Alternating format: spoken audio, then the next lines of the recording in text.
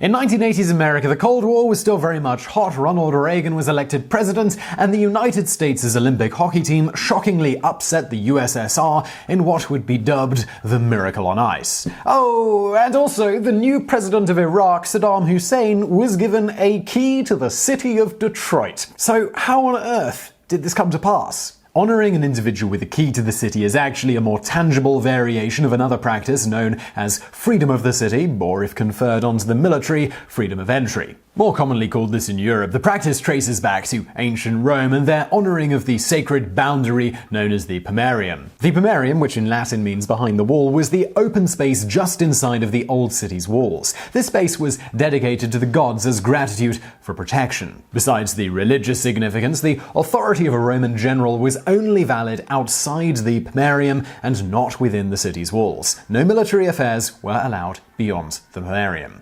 In fact, any soldier or general who crossed that line lost all military power and simply became a civilian. The only exception was during victory celebrations, in which generals and soldiers entered the city in honor to celebrate their success in battle. In other words, they had the freedom of the city. It was in medieval Europe when physical keys started being used. This was around the 6th or 7th century. When a monarch or ruler came upon a city or town, the leaders would greet him and hold a celebration in his honor, with dancing, food, and lots of wine. They would then present him with a key to the city's gate, allowing this ruler unlimited access. There was also a related custom of giving such keys to certain respected merchants and tradesmen who could enter the city without needing to pay a tax or a toll. It seems the first time an honor like this was given in the United States was in New York City on June 27, 1702. Mayor Philip French, mayor of New York City for only 1 year, gave the Viscount Cornbury, Edward Hyde, the British governor of New York and considered the most powerful man in the colonies,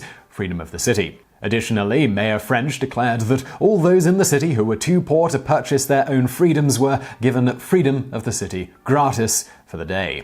So, well, that's how the custom of giving a key to the city started and how it made its way to the United States. So, why was Saddam Hussein given this honor by the city of Detroit? Hussein became president of Iraq on July 16, 1979. 6 days later, he ordered the execution of 21 Iraqi government officials, including 5 ministers, who were accused of being traitors. Hussein was a Sunni Muslim, though religion does not seem to have ever truly been a huge part of his belief system. What Hussein did value was loyalty and political support. So when Reverend Jacob Yasso of the Chaldean Sacred Heart in Detroit, Michigan, publicly congratulated Hussein on his rise to power, the compliment did not go unnoticed. Jacob Yasso was born in Tel Keif, Iraq, and after high school was recruited to Rome, where he completed his master's degree in philosophy and theology. In 1960, he was ordained as a priest in the Chaldean Catholic Church. Chaldean Catholics are Catholics whose ethnicity stems from the ancient area of Mesopotamia, more specifically northern Iraq, southeast Turkey, Syria, and northwest Iran. In 1964, he was appointed to serve the growing Chaldean community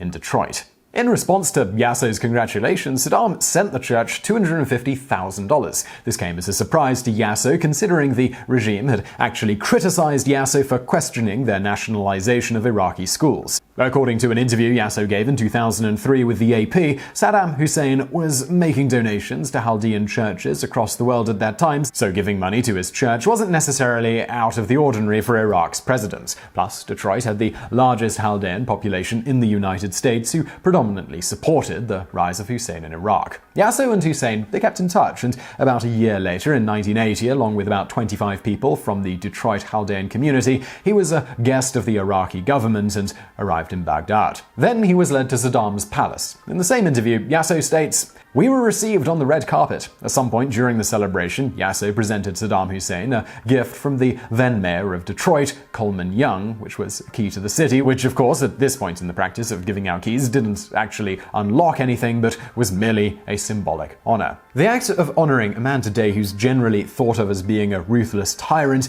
it didn't happen in a vacuum. In the 1970s, the United States employed the well-known philosophy of "an enemy of our enemy is our friend." Saddam Hussein's Iraq was engaged in a war against Iran. Considering the US's own issues with Iran, the State Department very much supported Iraq in the war. In fact, there is some evidence that the State Department actually encouraged Detroit Mayor Coleman Young to ask Reverend Yasso to present a key to the city of Detroit to Hussein. In Baghdad, Saddam graciously accepted the honor and asked Yasso, "I heard there was a debt on your church. How much is it?"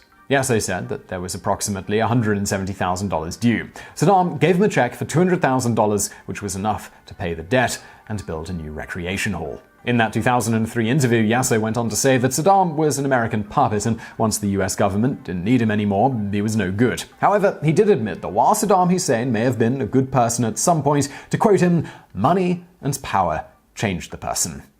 So I really hope you found that video interesting. If you did, please do hit that thumbs up button below and don't forget to subscribe. Also, if you're looking for something else, why not check out our podcast? It's called BrainFood. You can find it on iTunes. Just punch that in. It's sort of like this, a little bit more in depth. So go check that out. And as always, thank you for watching.